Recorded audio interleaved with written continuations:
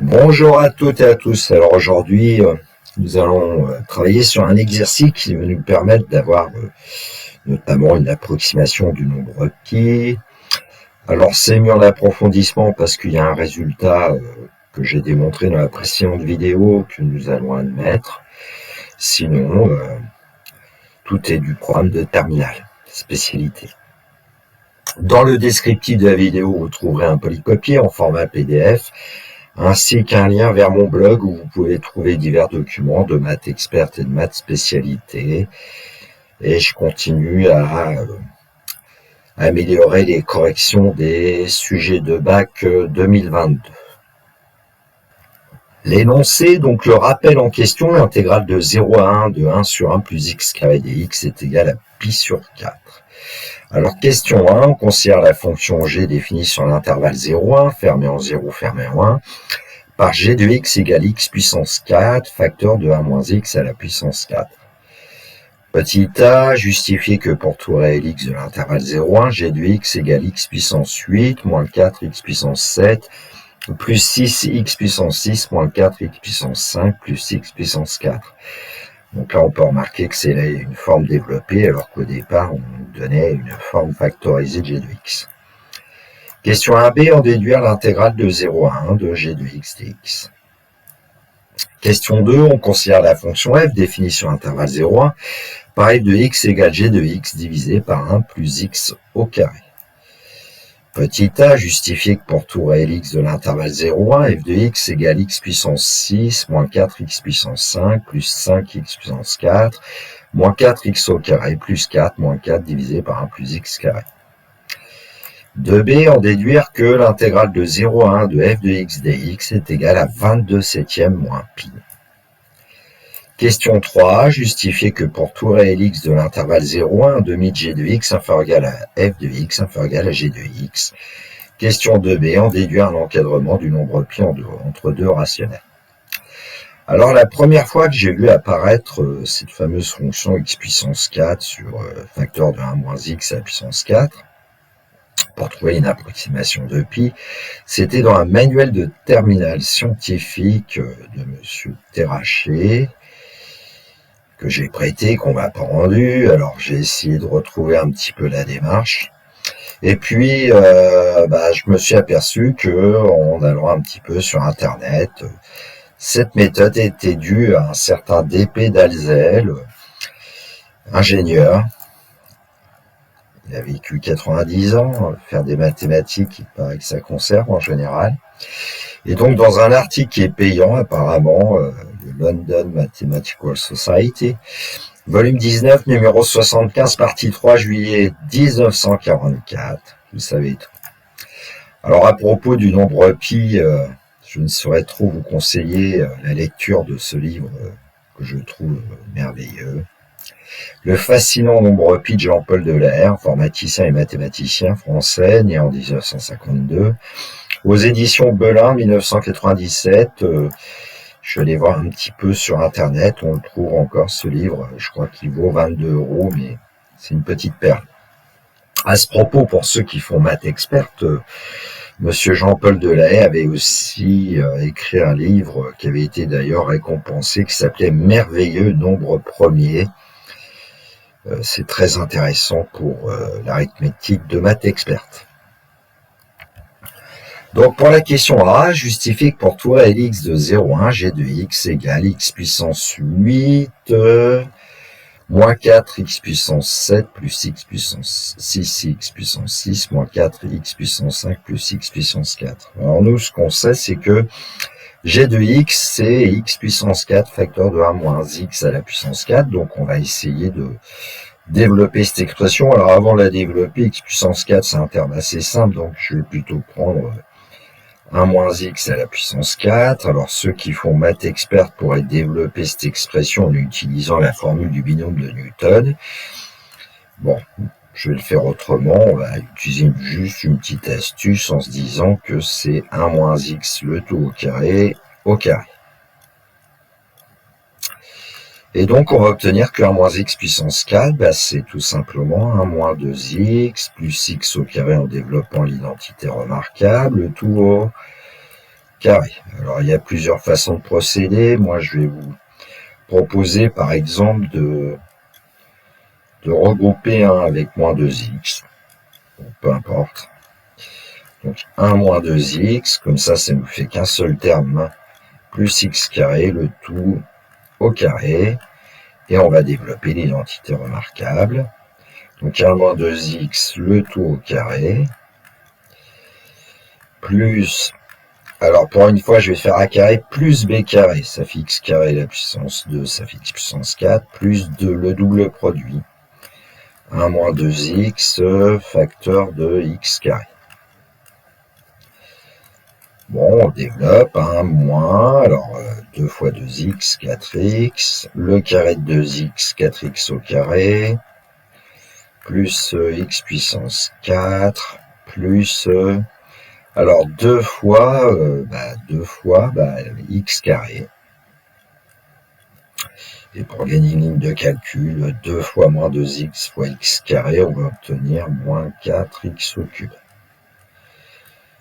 Bon, il suffit maintenant d'essayer de regrouper un petit peu. Donc, on va ranger. On a un x puissance 4. Voilà, ça c'est fait. Ensuite, en x cube, on va avoir moins 4x cube.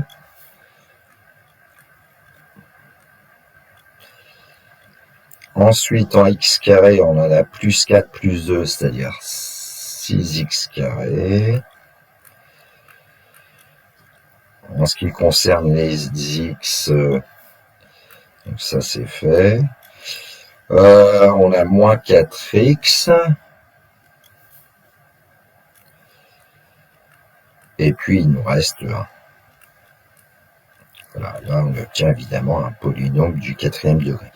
Bon, en multipliant par x puissance 4, on va obtenir évidemment x puissance 8, moins 4 fois x puissance 7, plus 6 fois x puissance 6, moins 4 fois x puissance 5, plus x puissance 4. Je pense que vous pouvez le faire vous-même. Hein. Et donc, on aura bien démontré la forme développée de g de x. Question 1b, on déduire grand I égale l'intégrale de 0 à 1 de g de x dx. J'ai donné un nom, grand I, pour qu'on puisse avoir une expression une rédaction plus simple. Et donc, comme on a un polynôme du 8e degré, il suffit de trouver une primitive. Et ça, normalement, on sait faire. Donc, je vais l'écrire plutôt la primitive de x puissance 8 sous la forme x puissance 9 sur 9, moins 4... x puissance 8 sur 8, plus 6 x puissance 7 sur 7, moins 4 x puissance 6 sur 6, plus x puissance 5 divisé par 5, qu'on doit calculer entre ici 0 et 1. Et donc cette intégrale va être égale à, tout simplement, on remplace x par 1, donc on va obtenir 1 neuvième moins... Alors 4 huitièmes qu'on peut écrire un demi si on veut, plus 6 septièmes, plus moins... Alors 4 sixièmes, on va l'écrire 2 tiers, plus 1 cinquième. Et puis moins la valeur en 0 de ce polynôme qui vaut 0, donc on ne l'écrit pas. Donc grand I, après il suffit de faire un petit peu de calcul.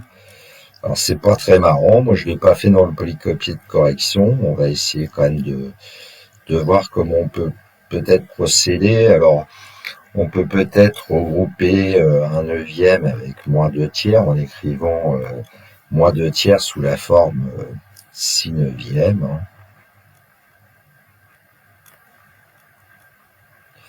Bon, et puis pour le reste, il n'y a pas grand chose à dire en fait. Elle est 6 septièmes plus 1 cinquième.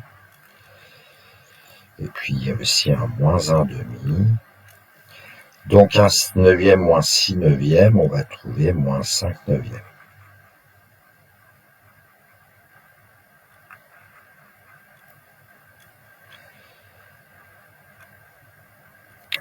Alors évidemment, il faudrait trouver un dénominateur commun. Alors on peut commencer par peut-être calculer les deux premières fractions, puis les deux autres, etc. Bon, je ne vais pas m'amuser à faire ça pour pas perdre trop de temps dans cette vidéo. Il me semble que le résultat, c'est tout simplement 1 sur 630. Donc à l'aide d'une calculatrice, j'ai tapé le résultat, on trouve bien 1 sur 630.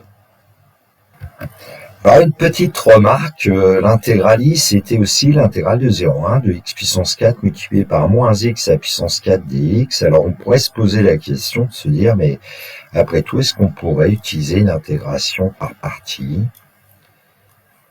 Alors je vais commencer à le faire, et puis ceux que ça intéresse pourront continuer, mais bon, il y a 6 intégrations par partie à faire pour arriver au résultat. Donc en classe de terminale, en général, il y en aura, à mon avis, au maximum 2, très souvent une seule intégration par partie.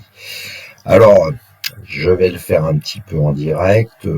X puissance 4, il faut trouver une primitive. Alors je vais écrire x puissance 5 sur 5, on multiplie par la deuxième fonction, 1 moins x à la puissance 4, et on calculera la variation entre 0 et 1 qui va être sympathique, moins l'intégrale de 0 à 1. Alors x puissance 5 sur 5, et puis multiplié par la dérivée de 1 moins x à la puissance 4. Alors attention, vous avez 4, l'exposant, multiplié par la dérivée de 1 moins x, c'est moins 1, qu'on doit multiplier par 1 moins x à la puissance 3 dx. Ce qui fait que l'intégrale I va être égale à...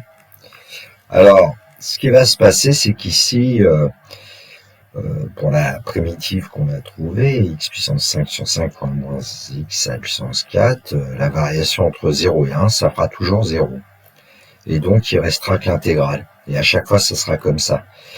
Et donc, l'intégrale, quand on regarde bien, il y a moins 1 fois 4, fois divisé par 5, moins 1, on va trouver 4 cinquièmes de l'intégrale de 0 à 1. Alors, de x puissance 5, facteur de 1 moins x au cube. X. Et après, on peut recommencer, c'est-à-dire qu'on peut prendre cette fonction x puissance 5 dont on va chercher une primitive, et dériver à moins x au cube. Du coup, en dérivant à moins x au cube, on va obtenir un polynôme du second degré. Derrière l'intégrale, et puis réutilisant cette méthode, on aura un polynôme du premier degré, et puis à la fin, on aura un polynôme de degré 0 qui sera une constante, et puis on peut ainsi trouver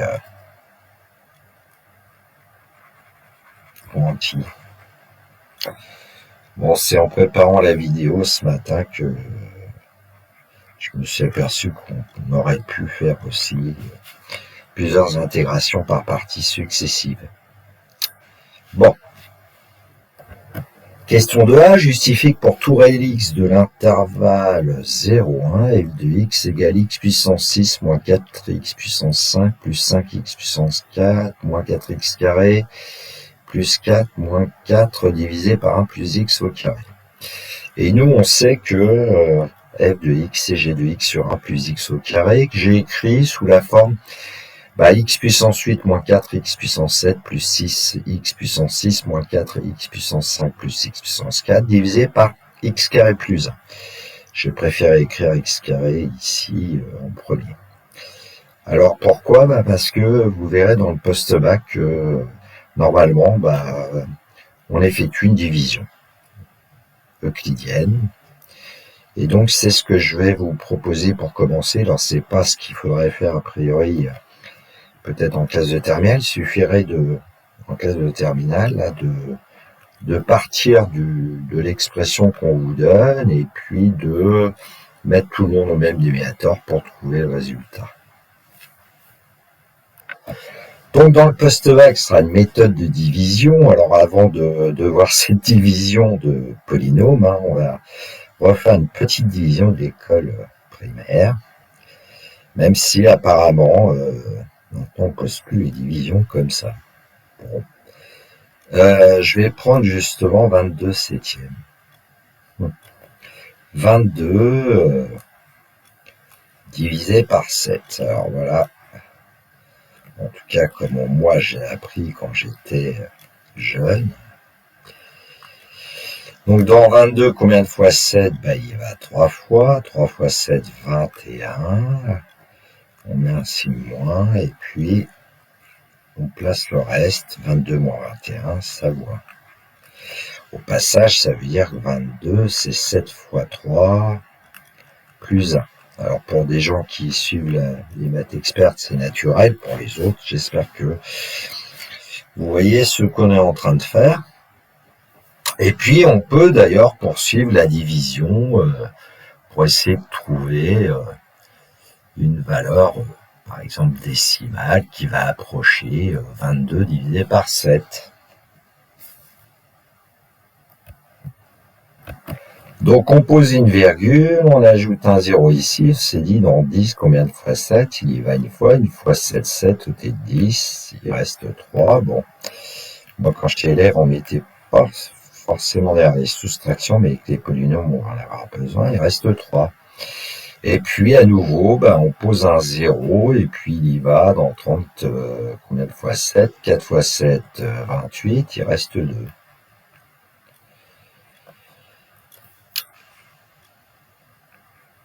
Ah, exact. Et puis on peut continuer, donc on pose encore un 0, dans 20, combien de fois 7? Il va pas 3 fois, il va que 2 fois, 2 fois 7, 14, il reste 6, etc. Donc d'ailleurs, on peut remarquer que 22 divisé par 7, voilà,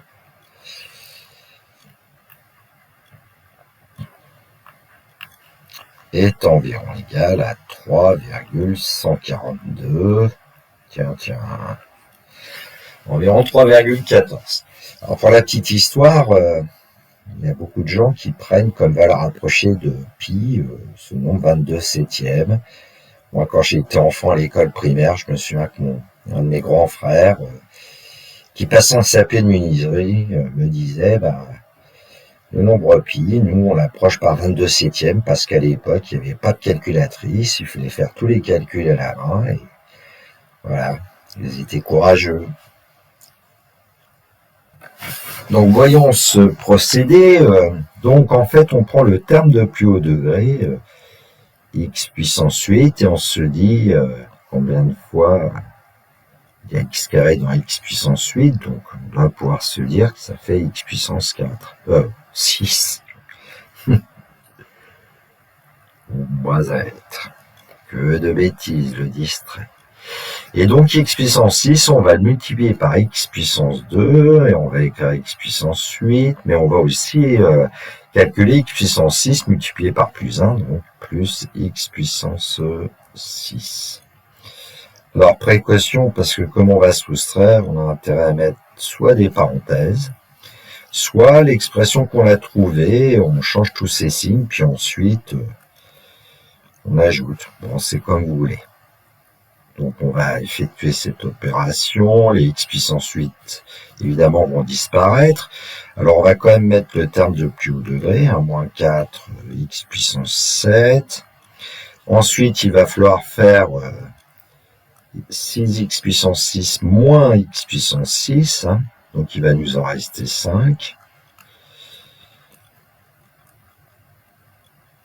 Et puis évidemment, le reste ça bouge pas, moins 4x puissance 5 plus x puissance 4. Bon, et bien là, le terme de plus haut degré c'est moins 4x puissance 7, donc il va falloir voir ici le nombre qu'on va placer qui va être moins 4, voilà. Moins 4x puissance 5, pour qu'on puisse éliminer moins 4x puissance 7. Bon, alors moins 4x puissance 5 fois x au carré, ça fait bien moins 4x puissance 7. Et moins 4x puissance 5 multiplié par 1, moins 4x puissance 5, que d'ailleurs je vais plutôt placer ici astucieusement à la verticale. Donc on sait qu'on doit soustraire, et en plus, on soustrait, et on calcule. Donc il va rester 5x puissance 6 en fait. Ensuite, les moins 4x puissance 5 justement vont s'en aller, donc il va rester plus x puissance 4. Allez, je vais le mettre ici. Bon. Et donc, dans 5x puissance 6, combien de fois x carré, on va obtenir évidemment 5x puissance 3, 4 d'ailleurs. Bon. Et donc, on va soustraire 5x puissance 6 et 5x puissance 4 multiplié par 1, 5x puissance 4.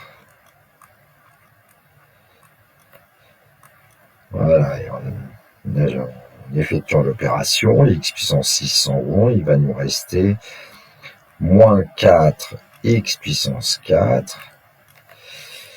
Alors, dans x carré, combien de fois moins 4 x puissance 4 ? Il va y avoir moins 4 x carré.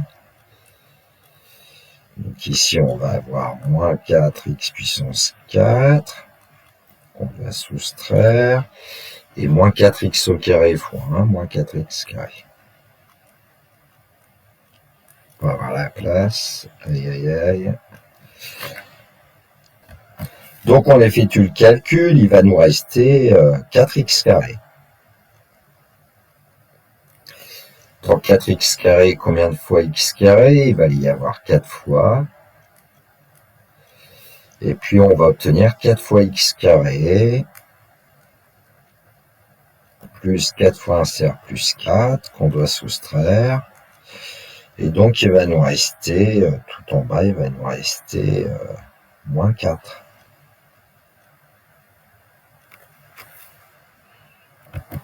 Alors finalement, le polynôme que nous avions, le dividende divisé par x carré plus 1 diviseur, nous donne un quotient plus un reste qui est de moins 4 ici. Bon, je vous ai réécrit la division en gardant simplement le dividende.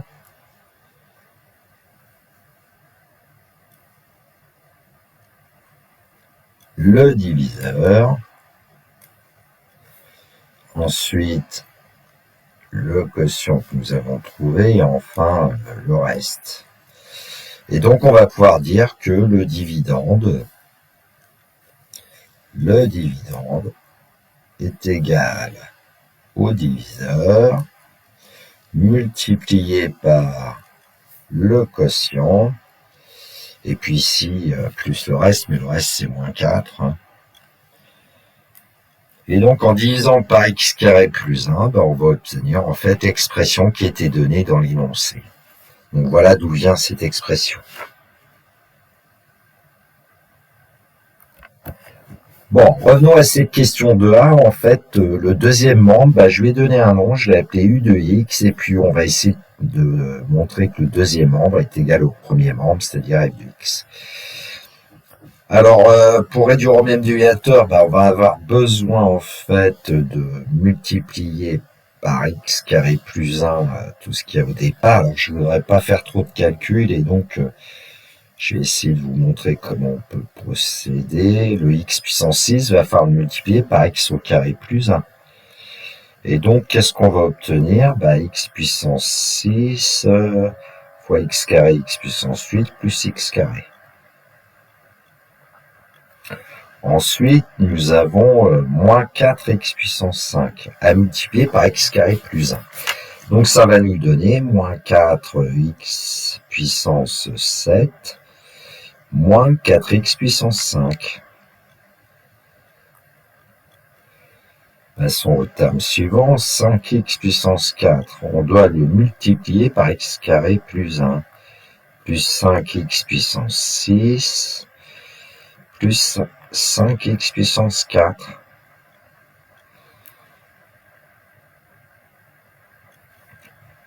Moins 4x carré, on doit le multiplier par x carré plus 1. Moins 4x à la puissance 4, moins 4x carré. Ensuite, il nous reste plus 4 qu'on doit multiplié par x carré plus 1, donc plus 4x carré plus 4.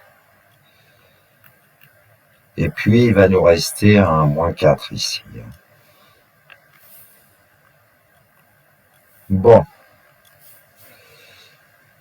J'espère que vous avez vu ce qui se passait. Et puis ensuite, ce numérateur, il va falloir essayer de démontrer qu'il est égal en fait, à g de x.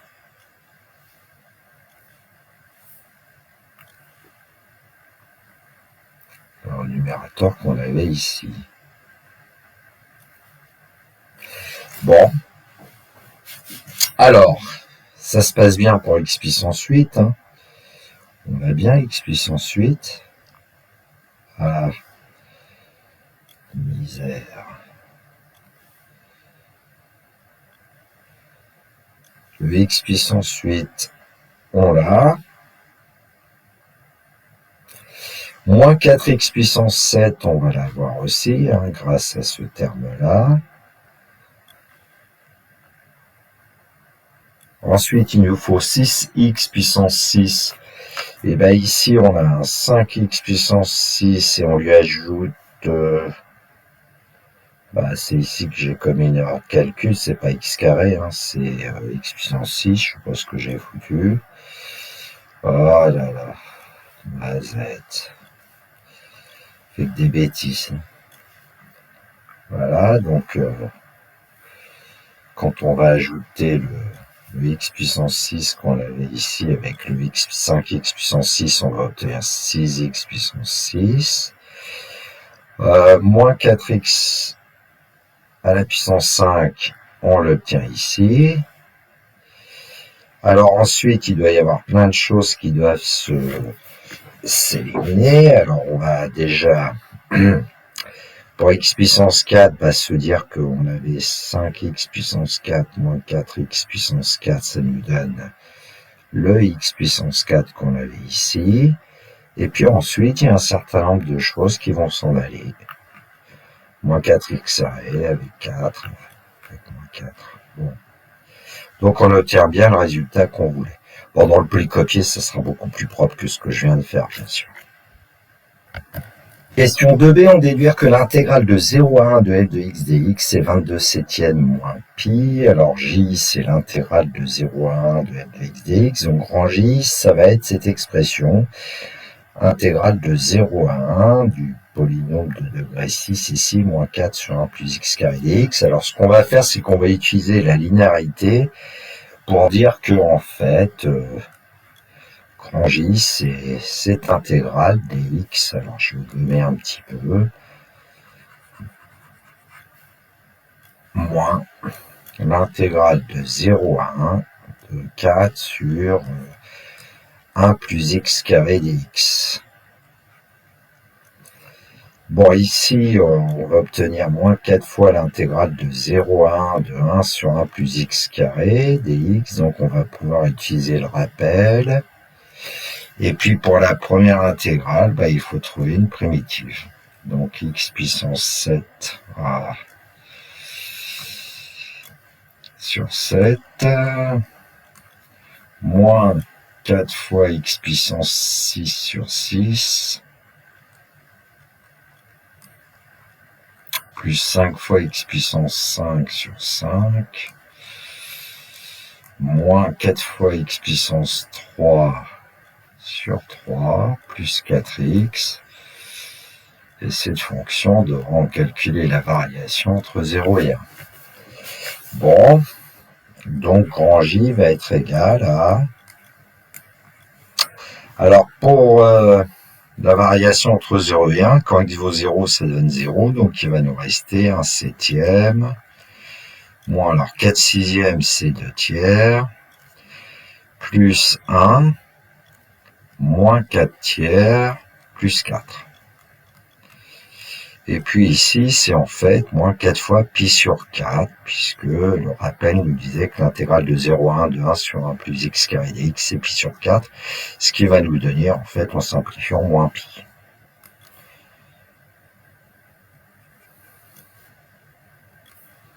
Bon, il reste à montrer que ce qu'on a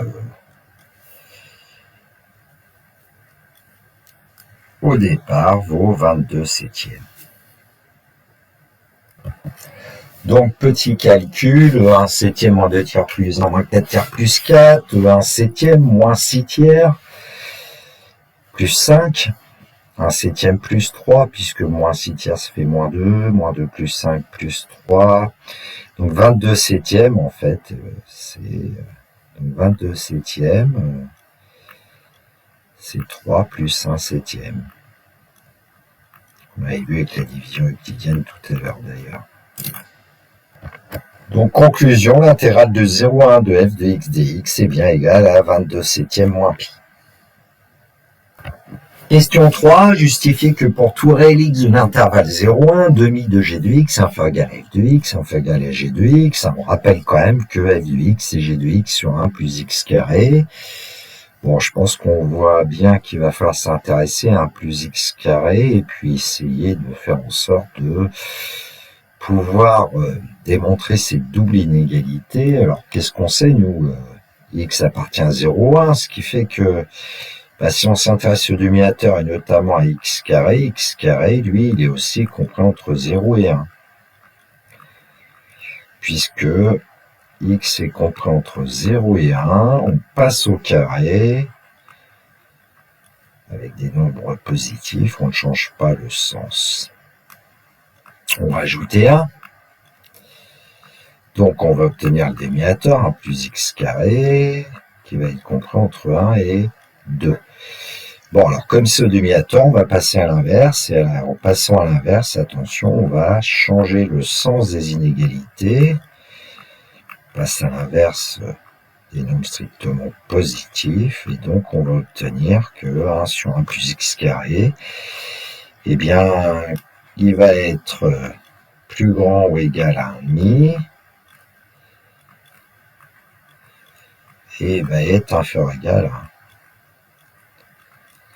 Bon, il n'y a plus qu'à multiplier par g de x. Alors, on sait que g de x est positif. G de x, je vais le rappeler ici, c'est x puissance 4 facteur de 1 moins x à la puissance 4. C'est le produit de nombres positifs.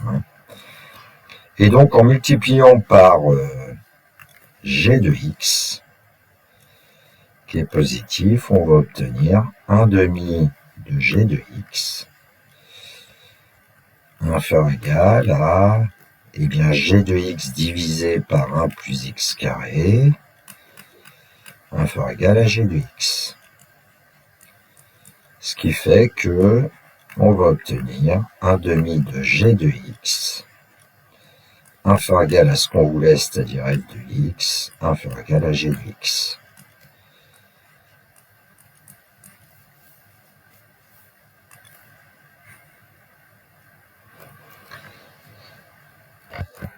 Alors, en utilisant le logiciel GeoGebra, voilà, j'ai obtenu les trois courbes avec la courbe de f, la courbe de g et puis la courbe de h. H de x, c'est r demi de g de x sur l'intervalle 0, 1. Et puis, nous, on avait calculé l'intégrale de 0 à 1 de g de x dx et on avait trouvé 1 sur 630, c'est-à-dire en fait, géométriquement, c'est l'air qui est situé sous la courbe de g sur l'intervalle 0,1, puisque g est positif sur 0,1. On avait trouvé que l'intégrale de 0 à 1 de f de x dx, c'était la 22 septième moins pi.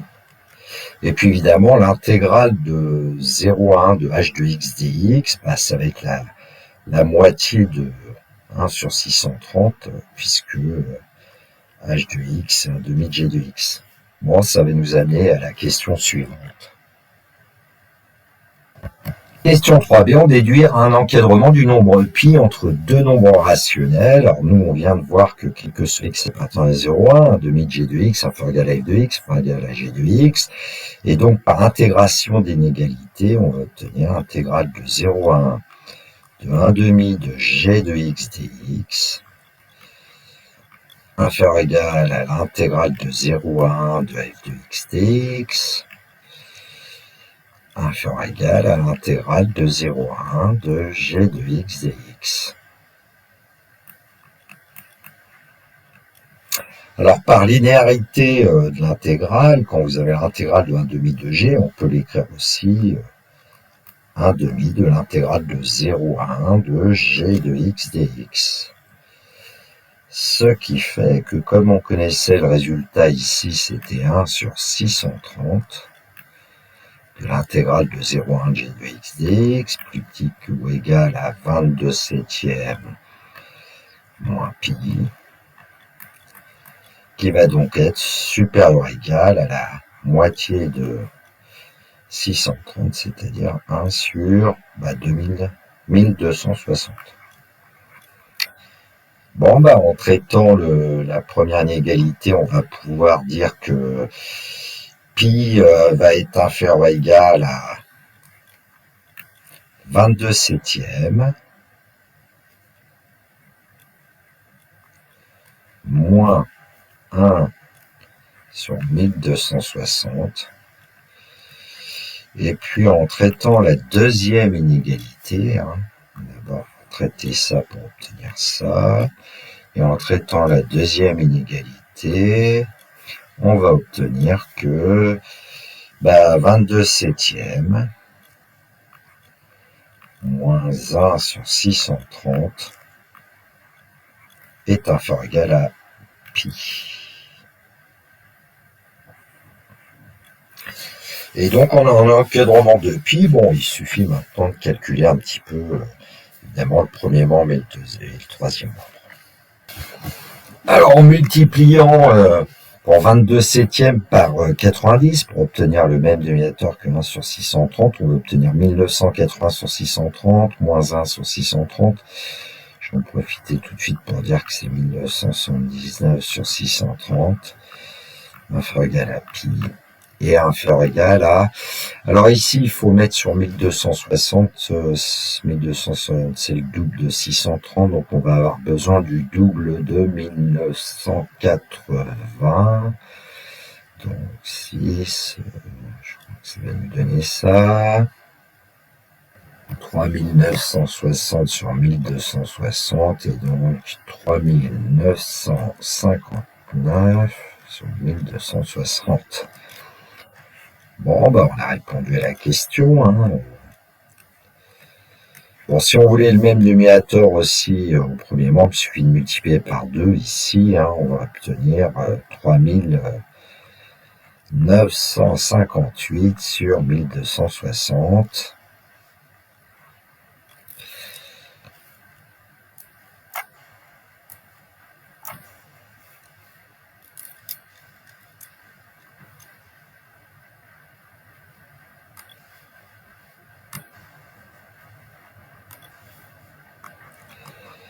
Inférieur ou égal à pi,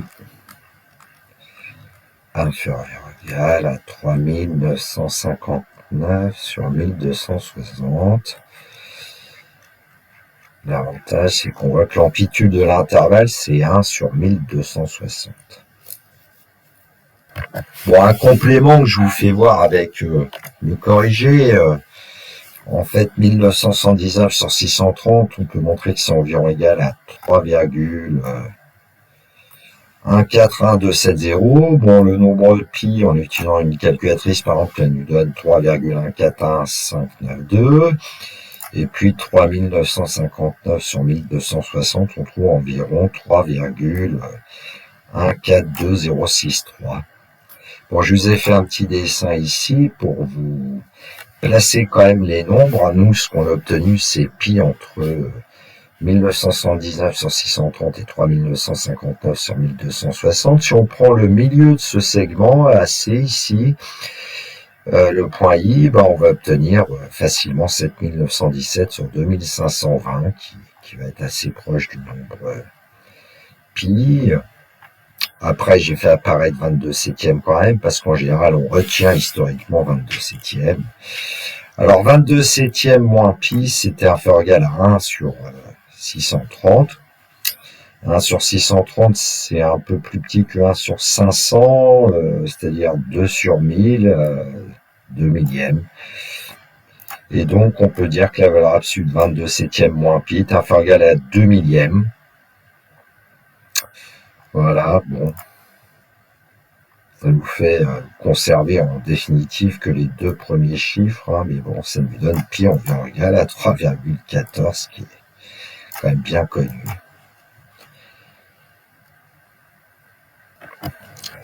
Alors, l'idée que j'ai eue, c'est de me dire, mais après tout, pourquoi aller chercher cette fonction g de x égale x puissance 4, facteur de 1 moins x puissance 4? Alors, je me suis aperçu en utilisant un logiciel de calcul formel que ensuite, ce qui est intéressant, c'est d'aller chercher la fonction g qui va être définie maintenant par x puissance 8, facteur de 1 moins x à la puissance 8. On définit toujours f de x par g de x sur 1 plus x carré, et puis avec un logiciel de calcul formel, voilà ce que j'ai trouvé pour l'intégrale de 0 à 1 de g de x dx, 1 sur 218 790, et pour l'intégrale de 0 à 1 de f de x dx, on peut trouver 4pi moins 188 684 sur 15 015. Bon, ici, j'ai pas utilisé l'encadrement de tout à l'heure, j'ai simplement dit que l'intégrale de 0 à 1 de f de x dx est positive, et puis elle est inférieure ou égale à l'intégrale de 0 à 1 de g de x dx. Ce qui fait qu'on va obtenir 0 inférieur ou égal à 4pi moins 188 684 sur 15 015, inférieur ou égal à 1 sur 218 790. Bon, ensuite, on peut encadrer 4pi, hein. Et puis, en disant par 4, on va encadrer pi. Et donc, pi va être compris entre 47 171 divisé par 15 015, et puis 47 171 divisé par 15 015, plus 1 sur 875 160, qui est pas loin de 1 sur 1 million, en fait. C'est-à-dire qu'ici, c'est pas loin de 10 puissance moins 6, on va le préciser tout à l'heure. Bon, j'ai effectué le calcul quand même, enfin, moi qu'une machine, hein, pour le troisième membre. Donc, on peut dire que pi moins 47 171 sur 15 015 en valeur absolue est plus petit ou égal à 1 sur 875 160, ce qui nous donne environ inférieur ou égal à 1,2, 10 puissance moins 6. Donc, on progresse quand même dans la recherche des décimales. 47 171 sur 15 015, bah, ça nous donne une valeur approchée. Je vous ai donné 9 chiffres après la virgule. Et donc, les 5 premiers sont corrects par rapport au décimal de pi. Et pour le troisième membre de l'inégalité, je ne vais pas rappeler l'expression. En fait, on trouve que même il y a les 6 premiers chiffres après la virgule qui sont les mêmes que pour la valeur approchée de pi. Bon. Alors, retenir 47 171 sur 15 015, bon, il y a des moyens. Voilà, cette vidéo est terminée pour moi. J'espère que ça vous aura plu de voir une approximation du nombre pi. Enfin, plusieurs même.